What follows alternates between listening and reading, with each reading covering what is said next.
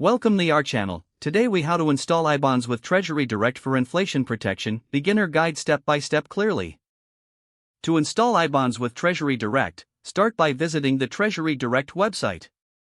Create an account by clicking on Open an account.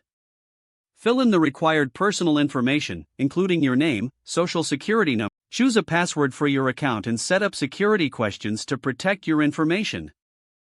Once your account is created, log in using your credentials. Navigate to the Buy Direct tab on the main menu. Select Series I Savings Bonds from the options available. Review the purchase limits and the interest rates associated with iBonds.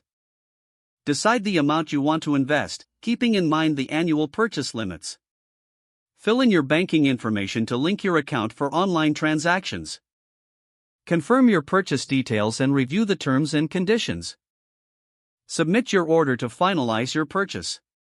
After completing your purchase, you will receive a confirmation email. You can access your iBond holdings by going back to your TreasuryDirect account. Check the status of your investments periodically to track your earnings. Remember, iBonds are designed to protect against inflation and grow in value over time. If the page does not load, refresh the browser or try again in a private or incognito window. Make sure you are using the correct email address, then retype it carefully to avoid small typos.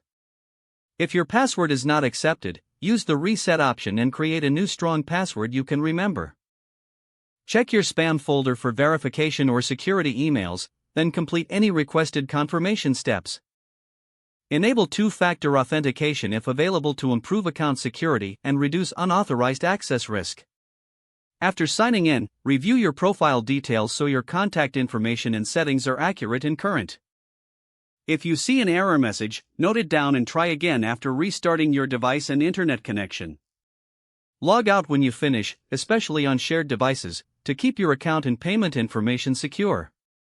If the page does not load, refresh the browser or try again in a private or incognito window. Make sure you are using the correct email address, then retype it carefully to avoid small typos. If your password is not accepted, use the reset option and create a new strong password you can remember. Check your spam folder for verification or security emails, then complete any requested confirmation steps. Enable two-factor authentication if available to improve account security and reduce unauthorized access risk. Don't forget to like this video and subscribe to our channel for more step-by-step tech guides.